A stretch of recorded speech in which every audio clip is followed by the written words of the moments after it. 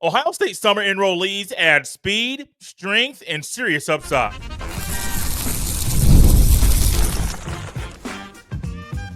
You are Locked On Buckeyes, your daily podcast on the Ohio State Buckeyes. Part of the Locked On Podcast Network, your team every day. Welcome in, Buckeye fans, to your Monday edition of Locked On Buckeyes, which is your daily Ohio State podcast, part of the Locked On Podcast Network, your team every day. I'm your host, Jay Stevens, that's your sports talk host, delivering passionate coverage about your Buckeyes. And today's episode is brought to you by Monarch Money. Take control of your finances with Monarch Money. Use code LOCKEDONCollege at monarchmoney.com for 50% off your first year. During today's show, we will discuss if Ohio State has the deepest tight end room in the Ryan Day era, as well as Trobo Rogers' impact on the running backs this year. But first, Ohio State already had a great crop of players join the team in January, from the transfers to the incoming freshmen. The Buckeyes are blessed and fortunate to get some extra practice time with that group of players. Well, this week, there are going to be 11 more players, 5 being transfers and 6 being true freshmen, that are going to enroll at Ohio State to begin their Buckeye careers. Guys like Bo Atkinson, Eli Brickhandler, Trobo Rogers, Brody Linen, and others are ready to come to Ohio State. When I think about this group of guys that are some enrollees at Ohio State, I immediately think about a few things. The speed, the size that's being added to the roster, as well as a serious upside with this group. This is a great time of year to be an Ohio State Buckeye. I mean, every single day is a great time to be a Buckeye, but also, peep the hat for those of you watching on the YouTube, national champs. So that's a great time to be a Buckeye. But also, you think about the Buckeyes in the midst of official visit season, where they just finished their first full weekend of official visits. They have a young man on campus right now in the midst of another official visit by himself. All that is great, but let's not forget that the Buckeyes 2025 recruiting class is completely on campus this week. But you also have 5 transfers that are coming on campus.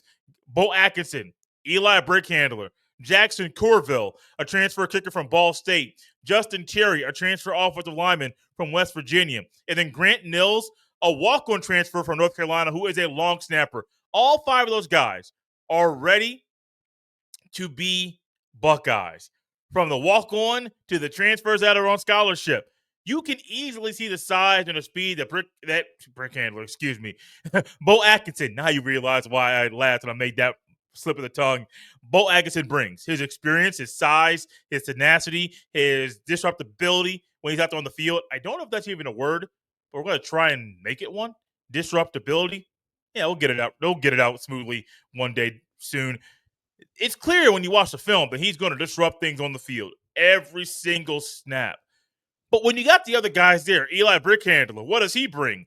A little bit of experience and an older, more mature voice in the QB room. That is definitely needed. He has 2 years left to play college football, and nobody thinks he's going to come in here to Columbus and start. No, he's coming in to be a guy that has a little bit of experience, a guy that's played a little bit of ball, that's easily played more ball than everybody in that room combined. And so when you have that added to the QB room, that's a level of maturity and experience that is desperately needed right now. Jackson Corville, not going to be the kicker this year, but he's definitely going to come in and compete. Justin Terry, more of a project, but I can't wait to see what he does when he's a consistent piece of the Buckeyes offensive line in the future. Anytime you can add a walk-on transfer from a power conference school, I'm here for Grant Mills, transfer long snapper. I can't wait to see what he does. Will he play? Not sure, but I'm glad he's on the team. The rest of the guys coming in this week are incoming freshmen to round out and complete the 2025 recruiting class being on campus. Anthony Trobo Rogers, who is a running back, Epi Settinelli, who is a defensive end, Brody Linen, who is a tight end, Maxwell Roy, defensive tackle, corner, Jordan Woods, and then walk-on freshman quarterback, Jaston Gwynn, who's an Ohio State legacy. His dad, Anthony Gwynn, played for the Buckeyes and John Cooper from 1993 until 1996. You can look up and down the list. I mean, Trobo Rogers, his nickname is literally there, and it just screams speed. Talk more about him in a little bit in the very next segment of the show. Brody Linen, Maxwell Roy, Jordan Woods, all these guys are needed for the Buckeyes to run it back in 2025. And it's not so much saying that they're going to come in and play. No. But their impact on this year's team or next year, this year's team can be felt on the practice field. Some of them will be scout team players. And what can you do on a scout team? Make a name for yourself while helping your team prepare for the upcoming battle on that particular Saturday. You need guys like that. There are going to be games where Trobo Rogers is going to be used as a gimmick back on the scout team to help the team prepare for a specific back that week. You need guys like this. You don't want to have to pull a guy from the defense to have him come to offense for a particular week. No, when you already got a guy on your team that has that speed, that has that elusiveness, trying to use longer words that are school words at times can cause your boy to slip up. Here we are. But you need them. You desperately need these guys. And for them to come in right now, you're not going to come in right now and immediately go to practice. You're not coming in right now and immediately start coaching up the youngsters that come into all the recruiting camps Ohio State's hosting this summer. No, what are you going to do? Start to get acclimated to being away from home. You're starting to find your way, starting to make your own footprint, starting to figure out what you want to do, your daily routine. You're figuring all that stuff out. Now, there are still going to be workouts, and you're still going to have to do some things with the team and get to know your teammates and things like that. Like, that stuff's not going anywhere. But one of the biggest things that I think gets glossed over when it comes to guys coming in to Ohio State when they're incoming freshmen is the transition from going from being with your mom or your guardian, mom and dad or your guardian every single day, to being on your own and having to set your alarm clock, having to get up, having to make meetings on time when nobody else is there to get you out of bed, having to make your appointments on time, having to get there to make that early weight lifting session by yourself. That stuff is difficult. And for the guys that came into Ohio State in January, they didn't get the same period. What do? Yeah, practice. And yes, in January, they had practice because the Buckeye season wasn't over yet. So they had to be at practice. They had to be in the film room. They had to be in the meetings. They had to do everything like they had been there all season long. And that's a massive, massive jump for anybody to go from the rigor and the structure that you have at home to the structure of a new place while also trying to figure out what you're going to eat every day. There's so many different things that go into being on your own for the first time that now coming in the summer, you graduated. You finished all of your high school memories with your friends. You maybe played a sport in the winter or the spring in high school, and those seasons are complete. So now you're coming into Ohio State to start your next chapter, to simply focus on football. While focusing on the football, they add the speed Ohio State desperately needs. Every team needs speed. And Ohio State's one of those teams that can absolutely get faster. You want to get bigger. You want to get stronger. You want to get wiser. But you want to have guys there that are guys that have signs of the upside written all over them. Yeah, I'm not trying to say everybody's going to come in and be a day one starter. No, that's not realistic at all, especially with the guys on the interior. Maxwell Roy, Ebby Satinelli. Those two guys, Satinelli at 6'5", 220, Maxwell Roy at 6'3", 270, they're going to gain about 20 pounds. You can almost put that in pen or any notebook you're that's in front of you. Maybe you're at the job. Maybe you use your computer only. They're going to gain about 20 pounds. Well, they can start that now. These guys, they're projects. But also, once that project is complete, we're going to like the finished product. Speaking of the finished product, Trobo Rogers is not a finished product, but what he immediately adds to the Buckeyes running back room is something you're going to love. This episode is brought to you by Monarch Money. Ever check your bank account and wonder, where did all my money go? Between dining out, online shopping, and entertainment, guys, it's easy to lose track. That's where Monarch Money comes in. Your personal CFO, giving you full visibility and control over your finances. Monarch Money isn't just a budgeting app. It's a complete financial command center. You can track all your accounts, investments, and spending in one place. So you stop just managing your money and start building wealth. When I started using Monarch, I realized just how much I was spending on food delivery. Now, I budget smarter and save more. Managing money with your partner is smoother than ever. You can track shared and personal accounts, set goals, and stay on the same page without the stress. Take control of your finances with Monarch Money. Use code LOCKEDONCollege at monarchmoney.com for 50% off your first year. That's monarchmoney.com, code LOCKEDONCollege for half off your first year.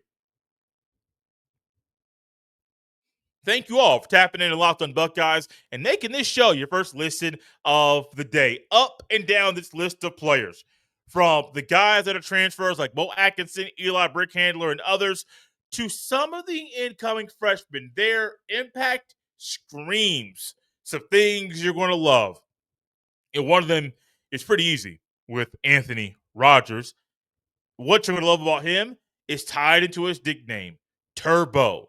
Turbo, because when that brother got the ball in his hand, he just goes, and he goes fast and fast and faster than the other guys. I remember when I was watching his clips and watching some of his film when he committed to Ohio State, actually when he was between his Alabama commitment and then flipping to the Buckeyes. I remember watching this film and thinking, oh my gosh, this young man has a gear that when he hits it, nobody can touch it. Nobody at all. And it wouldn't matter what game I watched some film from. It was very, very evident that Trobo Rogers, when he puts that thing in overdrive, homie, going to the house. And we look up and down Ohio State's running back room in the depth chart. Let's just go top to bottom. James Peoples, really good, not a speedster. C.J. Donaldson, really good, shed 20 LBs, not a speedster. Sam Williams-Dixon, a little bit smaller body than Donaldson, not a speedster. Bo Jackson, great, really good high school guy. I think he's going to be great as a Buckeye. Not a speedster. He has speed for size, but he's not a speedster. He's not running the 100-meter dash. He's not doing that. Last but not least, who was the other scholarship guy that I'm thinking about, but I can't think of his name? Oh, Isaiah West. Wow, the Jersey kid that I just really enjoyed watching film of as well. He got some speed to him. He ain't Turbo Rogers. Turbo Rogers instantly provides an added boost in the speed department for the RB room. This young man stands at 5'8", 190 pounds, which goes into why I mentioned a 100-meter dash, because with his height and his size, he's a speed kind of guy that you want on your track team. 100, maybe he goes a little bit further to the 200, give him the 4x1, get the baton in his hand, and homie's getting out of there like he's running from the cops. That's the kind of guy he is. He has that kind of speed, which is needed. But also, if you want to think about one thing Ryan Day has preached, not just this offseason, but he's been pushing it harder this offseason, is the versatility that he wants among every player in every room. Ohio State, heard Jeremy Birmingham talk about this recently, talk about the Buckeyes the type of offensive lineman the Buckeyes love. They want guys that are about 6'4", 305, 310, that can play tackle, can't play guard, can't play center, that have the ultimate versatility on the offensive line. That's great. With Turbo Rogers, I wouldn't say he has the ultimate versatility where he could be an all-purpose back, run like he's 220 or run like he's 190. I don't think he has that type of versatility, but he can be a guy that lines up back in the backfield as a lone back or in a split back set, or he could be more of your H-back or a slot receiver. Think about Curtis Samuel. Think about the guys that Urban Meyer had down in Florida that were great at that scat back, move back and forth motion guy. Next thing you know, the ball's in his hands, 20-yard gain. That's Turbo Rogers. And he possesses a skill set that I don't believe anybody in the RB room has right now among the scholarship guys. Maybe there's a speedster among the walk-ons. I'm not going to lie to you. I don't know all the walk-ins as well as I know the guys that are on scholarship. And Trobo Rogers coming in right now, where some may say, Jay, he missed spring practice. Jay, he wasn't there for the playoff push. He wasn't there down there. Was it in Atlanta when Ohio State lifted up the national championship trophy? He wasn't there for that. No, he wasn't. So, yes, there is going to be a learning curve, and there are going to be some growing pains, but that's expected. It doesn't matter if he came to Ohio State in January or in June. Wow, I'm getting ahead of myself. Or in June. There's going to be growing pains. There's going to be a learning curve. There's going to be a transition period that might be a little bit difficult. That's expected. But I'm glad, man. This just speaks volumes about Carlos Loughlin's ability to build a relationship and then to first create it and then build it and then sustain it. I mean, literally, if Loughlin didn't do that, I don't think Trobo Rogers flips from Alabama to Ohio State, even though I think Ohio State, when it comes to running backs, it's one of those places you want to go. Alabama, I will not lie about this, has had more success at the running back position in the Ryan Day era. There's no ifs, ands, or buts about it. Outside of the 1 year where J.K. Dobbins had, 2019 and this year, outside of those 2 years, Bama has had better full seasons of running back play than Ohio State has. I don't like it. I mean, if Trey Sermon had a full year like he had in the end of the year, okay, cool, that'd be a little bit different. But Trey Sermon was overcoming an injury and really was trying to battle with Master Teague to get more touches every single week. And looking back now, of course, hindsight is 2020. But even a lot of us that were not even just covering the sport, just watching ball, were thinking, Master Teague's getting all these touches? Well, Trey Sermon was overcoming an injury, and that was a big reason why his production did not burst until later in the year. I can't wait to see what Trobo Rogers does, man. Ohio State's been very fortunate to have some guys that are going to be really fun returners. Brandon Ennis could be a returner, but maybe the Buckeyes would have saved his body and allow Marlon Graham to return to football. Okay, great. I get it. Return kicks and punts. But let's just say you don't want to put Caleb Downs back there. You don't want to put Jeremiah Smith or Ennis or Marlon Graham back there. Why not put Trobo Rogers? Now, the one hiccup there is he's a true freshman. And what do you know about true freshmen? Well, the first thought about a true freshman running back where I think he might stumble is pass pro. But there's no pass pro when you're returning a kickoff. Oh, the other one is ball security. And what you know about kickoff return and punt return? Them boys coming down there to knife in and punch that ball out. And a lot of them are really good at doing it. So I don't know. Not only with the depth the Buckeyes have, with the older returners the Buckeyes have on the team, but also with his experience or lack thereof at college football, I don't know how likely the Buckeyes are to put Trobo Rogers back there deep to return a kickoff or to return a punt. If it happens, great. Let's sit back, relax, and enjoy the ride. Maybe we won't be relaxing. Maybe you'll be shaking your bottle, shaking your drink. I'm not going to put the bottle to my folks that are watching on YouTube right now. You're probably like, this man shaking his bottle kind of forcefully. Not really forcefully, but a little bit too much for someone who might take a drink of the bottle. It's a water bottle for those wondering what's in the thing that's in my hand. It's going to be fun to watch him play. It's going to be fun. A lot of fun. The speed he possesses, as we know, speed kills in football. Speed kills in every sport. And it's one that might put fear in opposing defensive coordinators' minds when he's able to get a guy to be a guy that's a consistent piece of the pie. Because when you think about it this year, he's not going to play.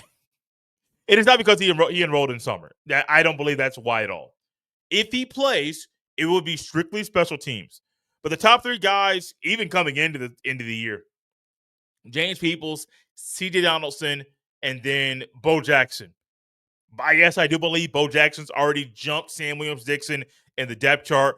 I firmly believe, even stronger than I did earlier this year, that there's a clear and intense battle for RB1 between James Peoples and C.J. Donaldson. I believe both are going to be really, really good backs, but Donaldson's experience, he's already rushed for about 2,000 yards in college football. Also, he is coming in with that in mind, knowing I can tap into something Peoples can't tap into. But them two together, it's going to be a fun 1-2 punch to watch all season long. Speaking of having fun watching something all season long, the Buckeyes got a tight end who enrolled this summer as well in Brody Linen. And him joining the Buckeyes makes me wonder if the Buckeyes currently have the deepest tight end room in the Ryan Day era.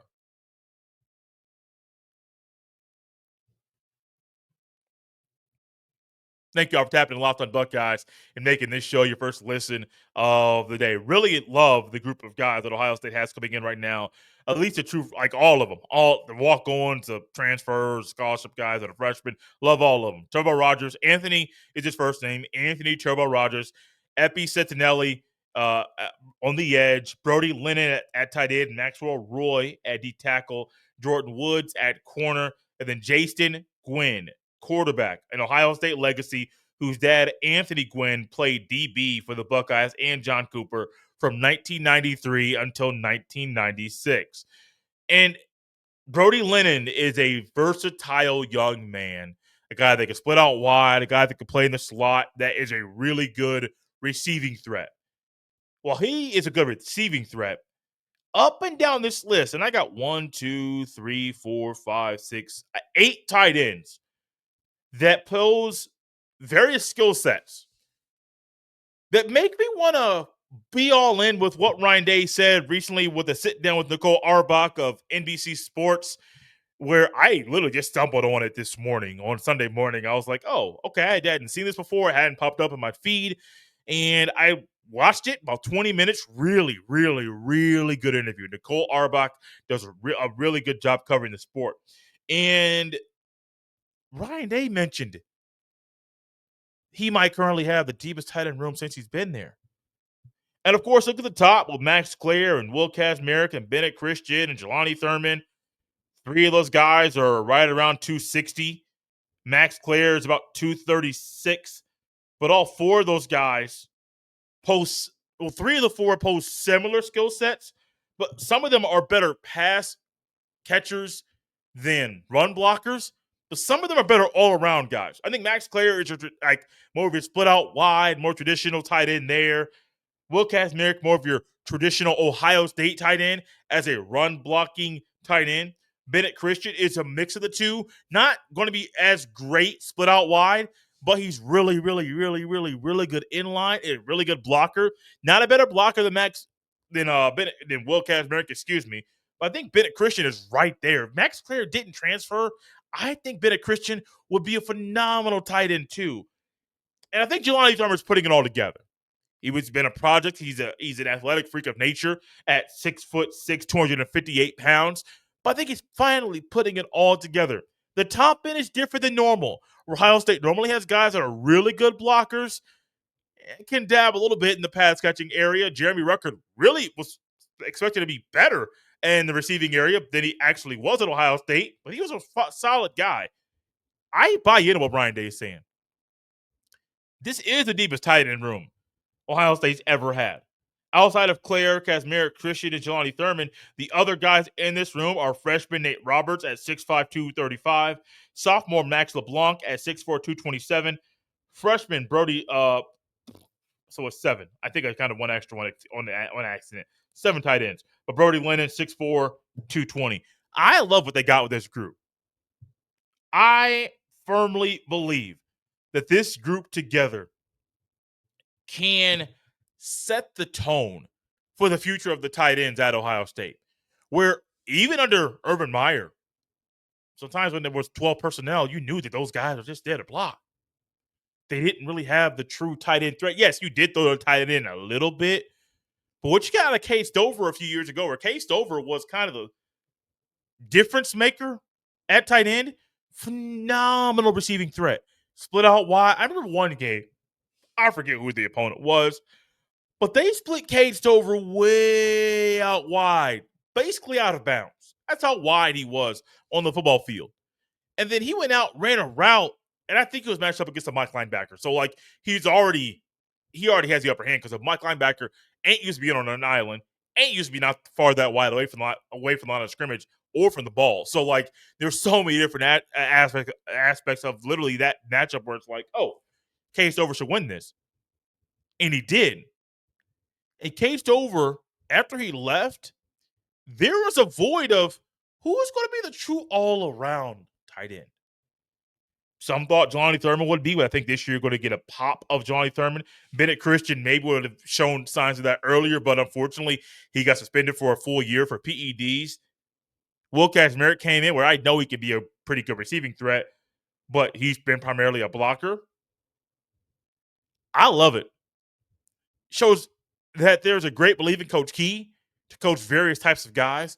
It shows a future of the tight ends at Ohio State where you're going to get guys to be more versatile, to fall into what Ryan Day truly wants from this group. It's not so much Ryan Day wants this group to just be a one-trick pony or come in, do what you're great at, expand your scope just a tad, but don't do it too much. Don't go all out. Don't go crazy.